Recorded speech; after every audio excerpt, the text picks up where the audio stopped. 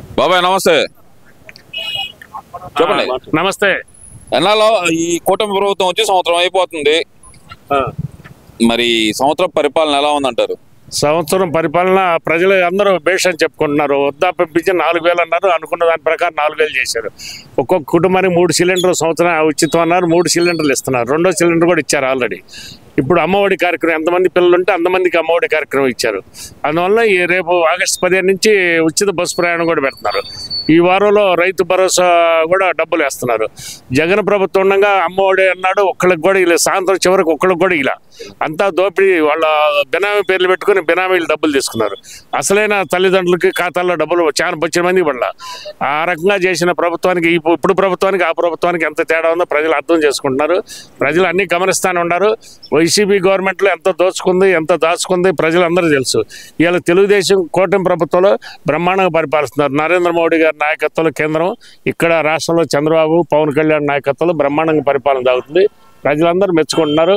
మళ్ళీ 20 సంవత్సరాల దాకా తెలుగుదేశం ప్రభుత్వం వచ్చింది, కానీ ఈ వైసీపీ ప్రభుత్వం అనేది రావడం జరగదు. ఇప్పుడు మీరు చెప్పారు ఏదైతే కనుక కూటమి ప్రభుత్వం అమలు చేసిందన్న 4 పథకాలు ఏవైతే ఉన్నాయో, పెన్షన్లు అర్హులకి తీసేస్తున్నారు అంటున్నారు. తల్లికి వందనం అనేది పీకేస్తున్నా, ఎవరికి ఇవ్వట్లేదు అంటున్నారు. ఉచిత సిలిండర్లు అసలు ఊసే లేకుండా పోయినాయి అంటున్నారు. ఇవన్నీ జరగలేదు అంటున్నారు కదా. మరి సరే, కళ్ళు లేని కబోదులకి అర్థం కాదు, కళ్ళు ఉన్న వాళ్ళకి అర్థం అవుతుంది ఏదైనా కానీ. ఇప్పుడు ఉచిత సిలిండర్లో ఊసేలేదంటేనే వాళ్ళ కళ్ళు ఏమైనా పోయినాయి. సజ్జల రామకృష్ణారెడ్డి అంటున్నాడు, ఓళ్ళకి వస్తారు అడ్డుకోండి అంటున్నారు. రమ్మని చెప్పు తీసుకొని కొడతాం. మీకు మళ్ళీ అవినీతి చేయాలి. ఈ ప్రభుత్వం బ్రహ్మాండమైన పరిపాలన చేస్తుంది, అవినీతికి తావు లేకుండా పరిపాలన చేస్తుంది. 5 సంవత్సరాల్లో 20 లక్షల ఉద్యోగాలే కల్పనగా లోకేష్ బాబు ఇచ్చేస్తున్నాడు. వీళ్ళ కళ్ళు ఆడపోయి అంతా దోచుకున్నారు. లిక్కర్ స్కాములో బయటపడుతుందని వీళ్ళ స్కాములు, వీళ్ళ కథలు ఎవరికి తెలియదని ప్రజలందరూ తెలిసింది. సంవత్సరంలో వీళ్ళు ఇచ్చే సంక్షేమ కార్యక్రమాలు తెలుస్తుంది. వాళ్ళు దోచుకున్న ఎంత దోచుకుందో కూడా ప్రజలకి తెలిసిపోయింది. ఇలా వాళ్ళకి వచ్చే పరిస్థితి లేదు. వాళ్ళకి వచ్చి వాళ్ళు కొడతారు చెప్పు తీసుకొని. వస్తున్నారంట రీకాలింగ్ చంద్రబాబు మేనిఫెస్టో అని చెప్పి ప్రతి గడపకి వస్తాం, చంద్రబాబు మేనిఫెస్టో గుర్తు చేస్తాం, ప్రతి ఒక్కరికి ఎంత నష్టపోయిందో వివరిస్తాం మేము అంటున్నారు కదా. రమణమని చెప్పులు తీసుకొని కొడతారు, జనం ఎమ్మడబడతారు. వాళ్ళని చెప్పులు కాదు ఇంకే చీపులు కూడా తీసుకొని కొడతారు. ఆడవాళ్ళు మహిళలు అయితే వాళ్ళు బ్రహ్మాండంగా ఉందంటారు. ఈ ప్రభుత్వంలో మహిళలకి మంచి ఇది భరోసా కలిగింది మహిళలకు కూడా. ఎందుకంటే బయటకు వెళ్ళిన మహిళలకు కూడా ఇబ్బంది లేకుండా ఇలా వైసీపీ గవర్నమెంట్లో మరి ఎంతమంది దళితులను చంపింది. మొన్న చూశారుగా జగన్ పర్యటనలో సత్యనపిల్లో దళితుడిని కారు కింద పడితే కుక్కలు లాగేసినట్లాగి అవసరం పోయారు. ఏమన్నా పట్టించుకున్నారా? కుటుంబానికి అతన్ని సావుని గురించి ఏమన్నా ఇచ్చేశారా? అది కూడా రాజకీయం చేస్తున్నారు. జగన్ ఒక దుర్మార్గం పరిపాలన చేశాడు, దుర్మార్గంగా పాలించాడు, దుర్మార్గంగా చేశాడు. ప్రజల ప్రాణాలు ప్రాణంగా పెట్టుకున్నాడు. ఎంతోమంది దళితులను వైసీపీ గవర్నమెంట్లో సావుకు గురయ్యారు. మరి వాళ్ళ గురించి ఏనాడు మరి ఇచ్చేయలేదే, పాదయాత్రలు చేసి ఓదార్పు యాత్రలు చేయలేదే. అంటే ఇప్పుడు మీరు అన్నారు కదా మహిళలందరూ సంతోషంగా ఉన్నారు అని అంటున్నారు కదా. అసలు మహిళలు సంతోషంగానే లేరు, మహిళలకు రక్షణ లేకుండా పోయింది. రాష్ట్రంలో 6 ఏళ్ల పసిపిల్ల నుంచి 60 ఏళ్ల వృద్ధురాలు వాళ్ళకి రక్షణ లేకుండా పోయిందని చెప్పి లక్ష్మీ పార్వతి గారు, మన రోజా గారు, విడదల రజనీ గారు, వరుడు కళ్యాణ్ గారు వీళ్ళందరూ వచ్చి మరి రోడ్డు మీద మాట్లాడుతున్నారు కదా. సజ్జల రామకృష్ణారెడ్డి ఉంటాడు వాళ్ళందరూ రక్షణగా. ఇక్కడ చెప్పేదే ఉంది, ఆయన సంగతి తెలియదే ఉంది. ఆయన సంగతి అడగండి గారిని, రోజా గారిని, విడదల రజనీ గారిని అడగండి. సజ్జల రామకృష్ణారెడ్డి సంగతి చెబుతారు, అంబటి రాంబాబు సంగతి, వీళ్ళందరూ సంగతి చెబుతారు. వీళ్ళు ఎట్లాంటి వాళ్ళు ఏందని అందరూ తెలుసు. వాళ్ళు సిగ్గుపడుతున్నారు. భూదేవి కూడా సిగ్గుపడింది వాళ్ళు మాట్లాడే మాటలకి. ఇంకా సిగ్గు లేకుండా ఏ రకంగా వస్తారు వాళ్ళకి? వాళ్ళు వచ్చే అర్హత కానీ ఏమీ లేదు. అసలు ప్రజల్లోకి వచ్చే అర్హత కూడా లేదు. నెక్స్ట్ 11 కూడా రావు. ఈ లోపల జగన్ కూడా జైలుకి వెళ్తారు. ఈ జైలు పట్టేట్లే ఇప్పుడు జైలు కట్టాలంటున్నారు పెద్ద పెద్ద. వీళ్ళందరూ పోవాలిగా జైల్లోకి, దోచుకున్న వాళ్ళందరూ. మరి వాళ్ళందరూ కావాలంటే జైలు కట్టాలి. అసలు కూటమి ప్రభుత్వం వచ్చిందా దోచుకో, దాచుకో, పంచుకో, తినుకో అనే నినాదంతో వచ్చారని చెప్పి మరి జగన్మోహన్ రెడ్డి చెబుతున్నాడు కదా. అడగండి, పల్లెల్లోకి వెళ్ళి అడగండి, ఎక్కడన్నా ఓళ్ళలోకి వెళ్ళి అడగండి. జగన్ చెబుతాడు దోచుకో, దాచుకొని. వాళ్ళకి అలవాటుగా దోచుకోవటం, దాచుకోవటం. అందుకని అందరూ ఇప్పుడు పసికెళ్ళని అడిగి లోకమంతా పచ్చగానే కనపడుతుంది. అందుకని వాళ్ళకి అట్లా వాళ్ళు దోచుకుంటారు కాబట్టి ప్రజలందరూ దోచుకుంటున్నారులే అనుకుంటారు. అది వాళ్ళ పద్ధతి.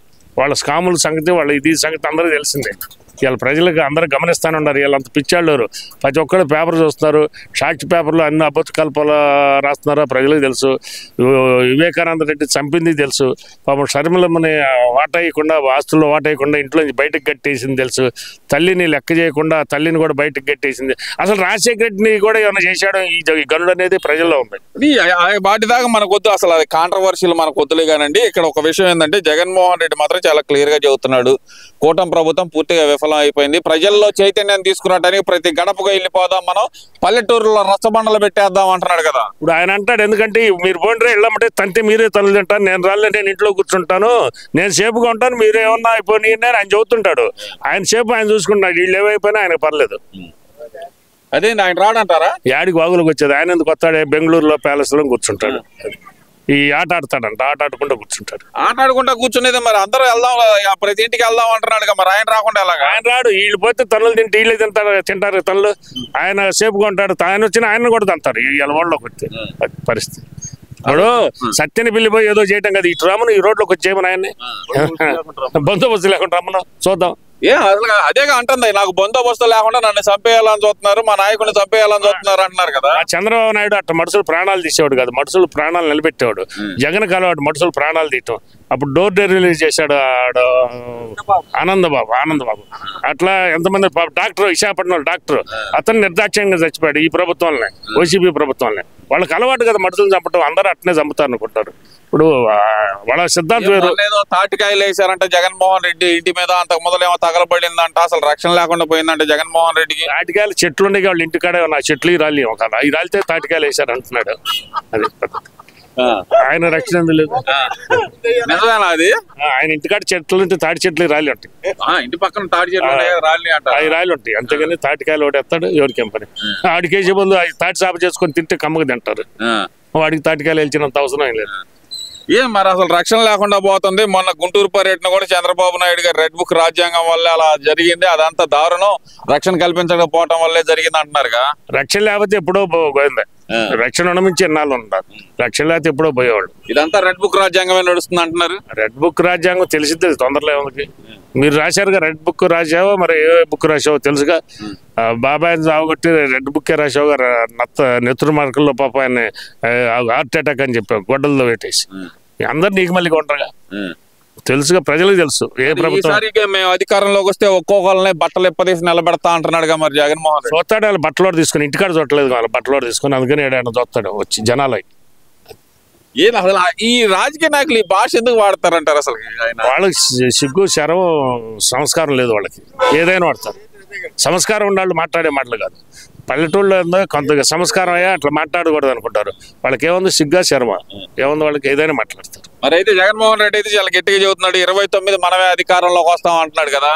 యాడికి వాగులో 29లో కాదు 35లోకి రమ్మను అంతే అంటారు. ఇక అప్పుడు దాకా లేదే, అప్పుడు దాకా కాదు, ఇంకా 40 సంవత్సరాల దాకా తెలుగుదేశం కూటమి ప్రభుత్వం వచ్చింది, బీజేపీ తెలుగుదేశం కూటమి, పవన్ కళ్యాణ్.